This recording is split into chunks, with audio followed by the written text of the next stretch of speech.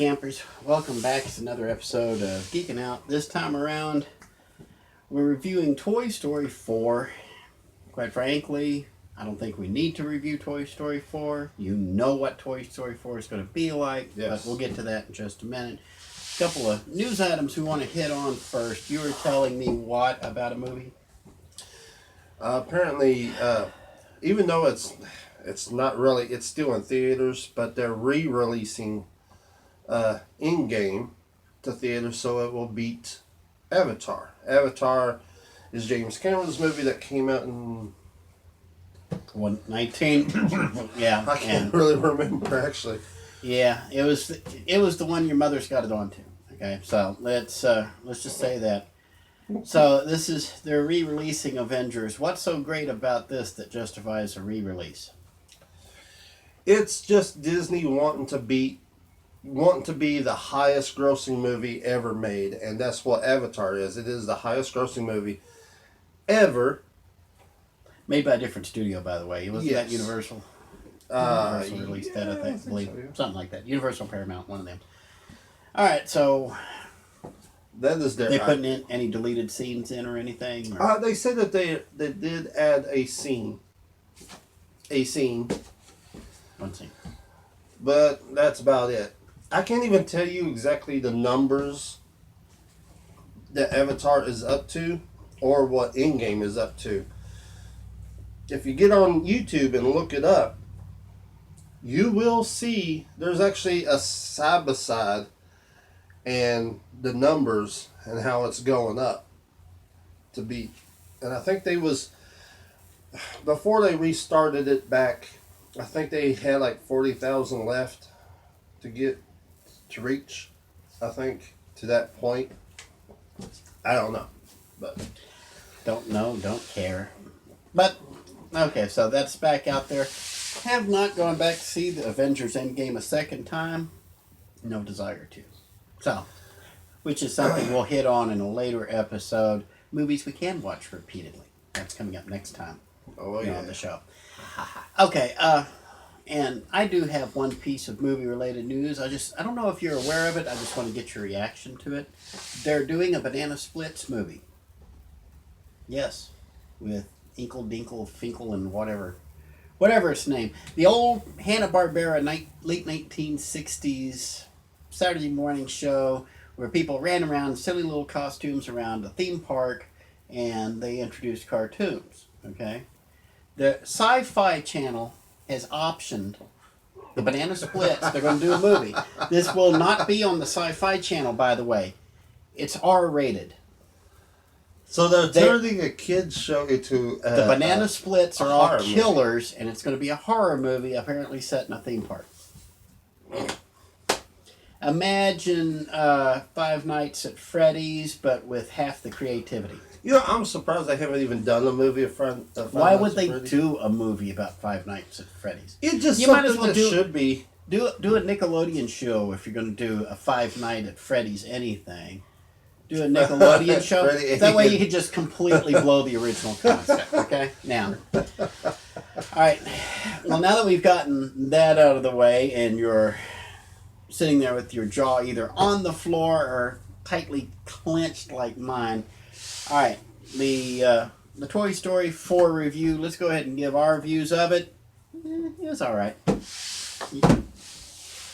But let me put a caveat in there. That is a guy's, it's all right, which means it was freaking great, but our testosterone will not allow us to admit it in public.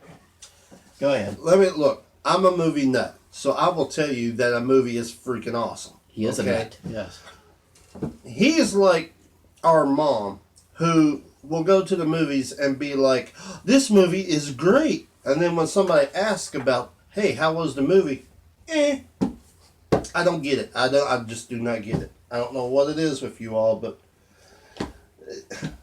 let me say something here, okay? Comparing this to the first three, okay? First of all, Toy Story 4, I believe, stands well on its own merits. It's a heck of a lot less dark than 2 and 3. especially 3, because 3, everybody was about to be thrown into an incinerator and they managed to survive at the last minute. This is not nearly that dark, okay? The beloved wife actually liked the first Toy Story. She was telling me yesterday, I was going to see if I could get her to go watch it with me. She liked the first one, but she didn't care so much for the second. She didn't like the third one at all because of the darker elements to it. Because remember, Toy Story 1 was about Woody and Buzz getting used to each other and learning how to live together with Andy. 2 was about Woody finds out his backstory. Turns out he has accessories and he has to learn how to get used to them. And then good old prospector Stinky Pete manages to be the dark wrench in that one. The third one was about Andy growing up and the whatever the bear's name was and Big Baby and all the rest. And that one got real dark.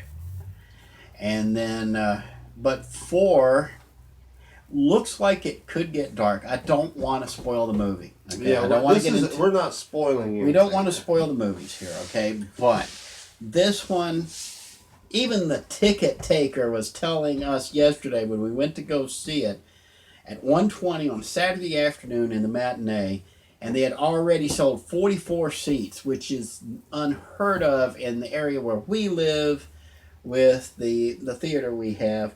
Even the ticket taker was telling us he cried twice in the movie. Okay, so I think I gave some kind of smart aleck response I regretted later. And so, dude, if you're watching this, don't take me personally. I tend to have an allergic reaction to hype. So this one got hyped. This is one of the few movies that I have noticed the hype for. Was Toy Story 4. I didn't even know Dark Phoenix was coming out until it came out. I was not aware that a lot of these other movies were coming out. I didn't know anything about these sequels coming out. I mean, Avengers I knew was coming out. I knew Toy Story 4 was coming out. And between that, I knew about the Spider-Man Into the Spider-Verse. Those are the 3 movies I knew of. Shows what a geek I am. Which is coming to Netflix the 26th. I can't wait. Okay. Don't have Netflix anymore. Stop subscribing. About to drop my Hulu subscription, Disney, so better start giving me a reason to start hanging on to it because WWE is not cutting it. Anyway, go ahead. They were the only ones I had the Hulu. Back to the Toy Story 4. What were you going to say? Yeah, I mean, I'm with a bunch of people in this world where the third Toy Story movie I thought ended perfectly. So why bring another one back? You know? I kept saying this to myself. Why? And what did I tell you when you told me that? Have faith. Yeah, I mean, this Toy Story movie, of course. Toy Story is the franchise for Pixar. Okay, they have a bunch of properties. This is supposedly the last sequel for a while for Pixar. After Incredibles 2 and Toy Story 4, they want to do with original content. And they do have something new coming up. What was the preview we saw for next year's film? Frozen. Frozen 2. But, no, that was the Disney one. What was the Pixar one? Do you recall? Oh, we did see the preview for Dora the Explorer, the movie. No. Don't do that. I really don't know what to think. Anyway. I can't remember. We are old and middle-aged and scatterbrained, so you'll figure it out.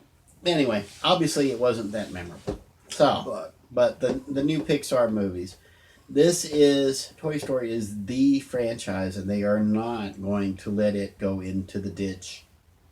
They're not telling the story unless they feel the story deserves to be told, which is pretty much the best quality control any franchise can have.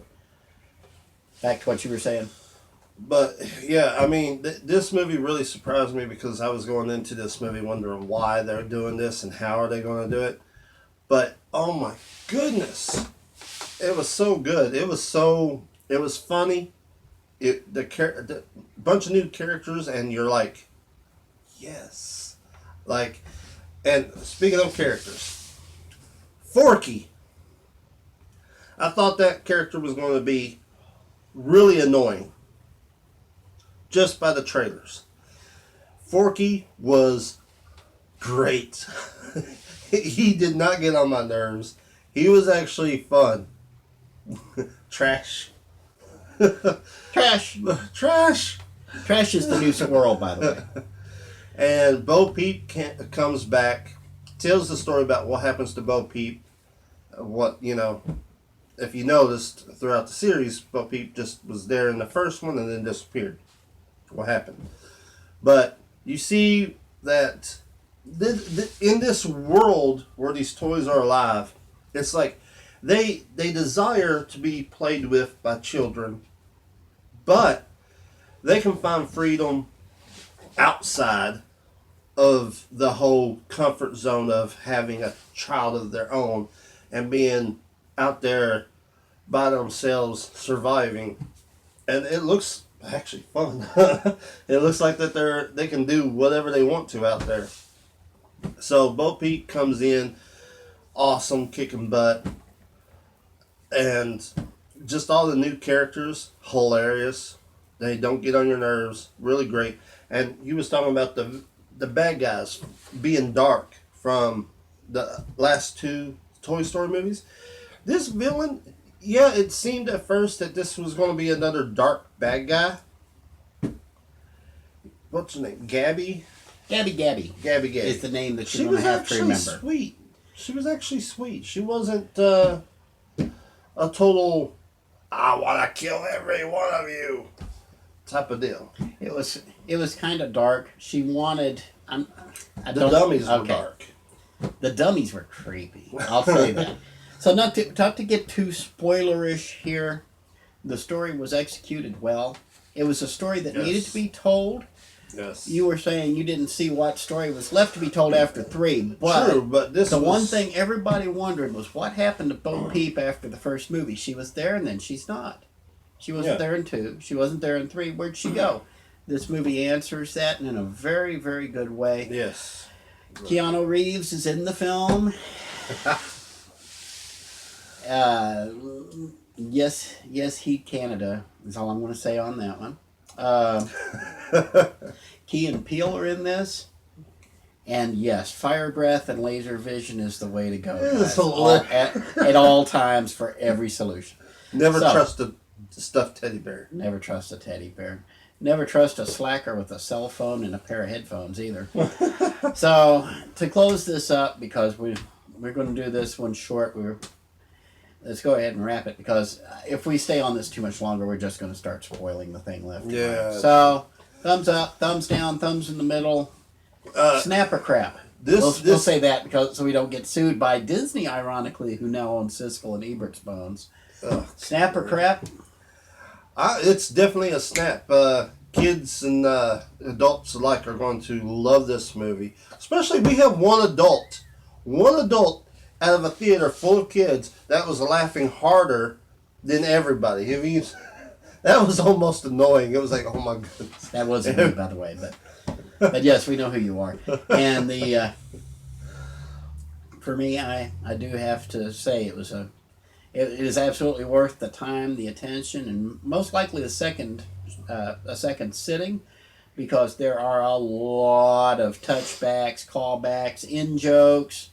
You will see the little drummer from one of Pixar's first films. A lot of Easter eggs. There's a lot of Easter eggs. Boo was there, as you pointed out to me. Boo! I could have sworn it was Dora, Boo! But it was Boo. Keep a lookout. You will see plenty of callbacks because they know just what kind of landmark this is. Yeah.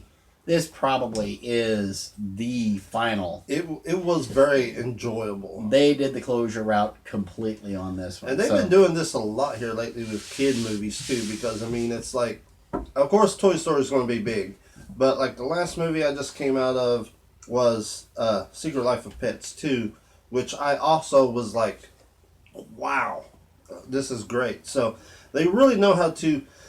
I love it when kids movies connect with kids, but also adults. So keep those coming. Those are okay. great. One last question to wrap it up. Who wins the box office this weekend? Toy Story 4 or the remake of Child's Play? Toy Story 4. Yeah, I think that's safe to say. Okay, so on behalf of everyone here at Geeking Out, myself, the beloved wife, I'm Spike. I'm Chris. That's Chris, and we will see you next time on Geeking Out.